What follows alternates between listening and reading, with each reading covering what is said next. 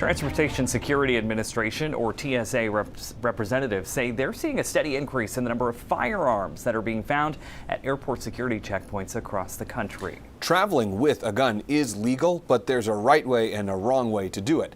News Center Maine's Raya Wooten explains how you can avoid holding up other travelers and facing legal consequences.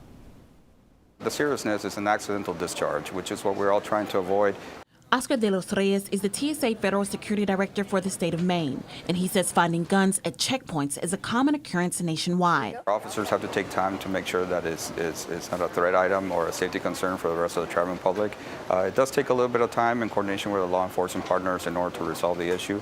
Reyes says in the last 10 years, the number of guns found at airport security screen checkpoints has tripled, quoting that nearly 7,000 guns were detected at airport checkpoints last year. And Reyes says 93% of those guns were loaded. If you're going to play the game, know the rules.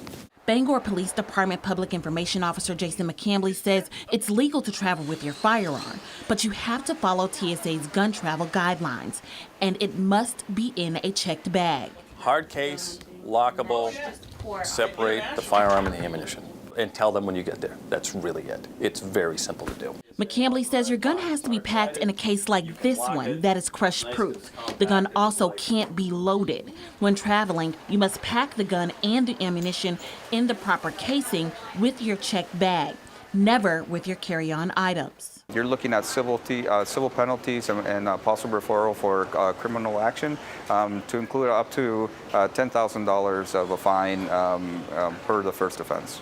Failing to follow the firearm safety rules doesn't just stop at hefty fines. You can be arrested and even put on a no-fly list. Sometimes it's just for that airline. If it's a federal, like, no fly. You misunderstand. We don't mean just today. We mean for good. And I'm sure there are still people that are on that list that did kind of dumb things. In Bangor, Raya Wooten, News Center, Maine.